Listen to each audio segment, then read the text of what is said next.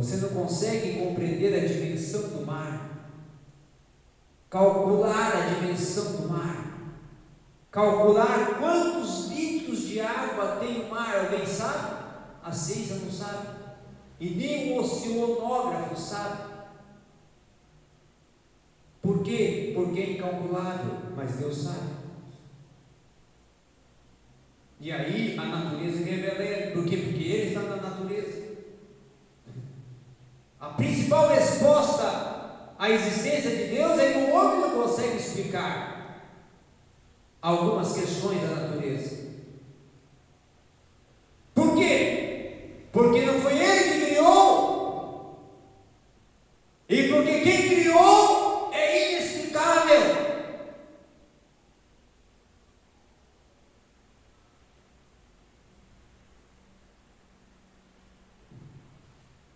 Jacques Cousteau, o maior oceanógrafo que existiu, já tinha entrado em todos os oceanos e mergulhado e feito estudos. Conhecia todas as espécies de peixes e de animais que são anfíbios e habitam nos mares e rios. Ele veio ao Brasil numa das últimas expedições e começaram a mergulhar nos rios da selva amazônica, Rio Negro, Solimões. E quando ele estava em um dos mergulhos com a sua equipe, eles saem todos da equipe apavorados, perplexos, sem conseguir conceituar e compreender o que viram. E o que viram foi estudo inacabado, porque ele morreu antes de concluir, e nenhum cientista conseguiu concluir e saber qual animal o anfíbio que viu Jacques Cousteau nos rios Solimões, ou no rio Solimões.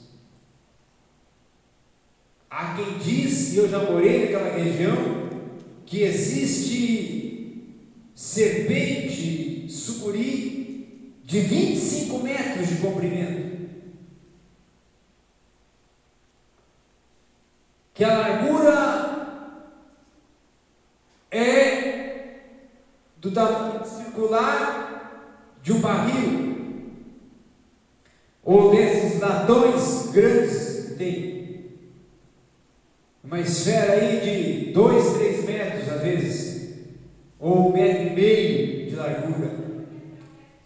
E o animal que ele viu é maior. Ele calculou que era muito maior em comprimento e largura, e não tinha forma definida de uma serpente ou de outro animal que ele conhecesse. Sabe o que é isso? O homem pressupõe, mas não tem entendimento do que está na natureza, porque a natureza, só quem conhece a ela em toda a sua amplitude é Deus. Você já parou para analisar um ovo? Um ovo de galinha. O ovo de galinha tem o quê? Casca. O ovo de galinha tem a clara, e o ovo de galinha tem mais o quê? A gema. Aí você para analisar.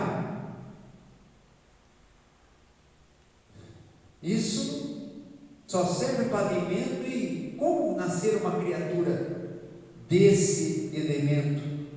E aí o ovo é chocado, aquecido, e nasce uma criatura daquele ovo, que é um pintinho ou um pintainho.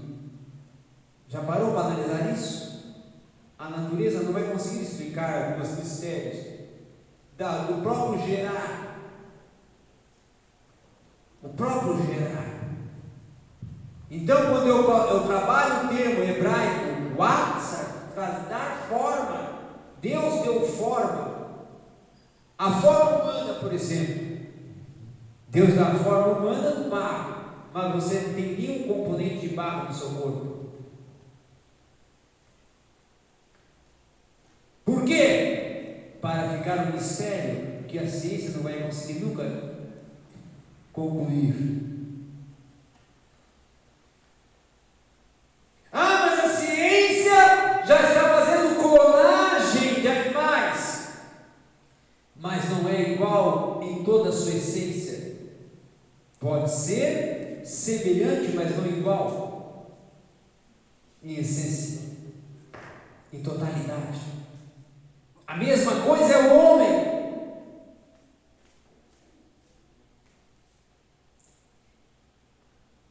E tem um detalhe que é muito significativo no gerar, que nós vamos ver mais à frente, é o gerar do verbo.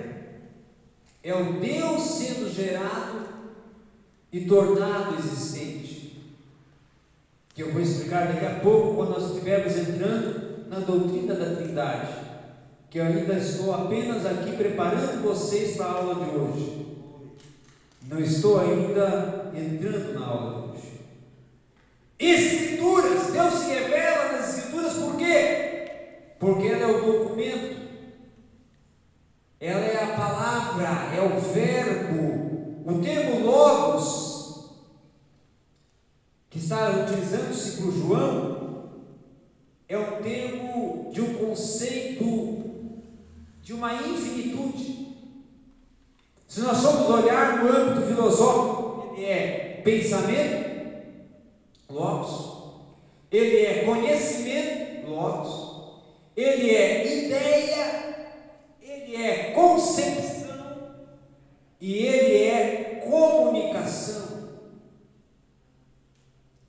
E ele também é científico, porque ele é história. E porque ele é algo que o homem não vai compreender nunca. Como que sai a voz? Como que a língua batendo no céu da boca sai o tom, e o tom processado sai voz, e a voz sai uma melodia fraseal, e essa melodia fraseal se torna a semântica, e essa semântica se torna a gramática, e essa gramática ela é oriunda da língua, do idioma, que está relacionado com a sua etnia, com a sua raça e com o seu sentido étnico. Então o Logos, quando fala assim, ele é o verbo, no princípio era o verbo, e o verbo ali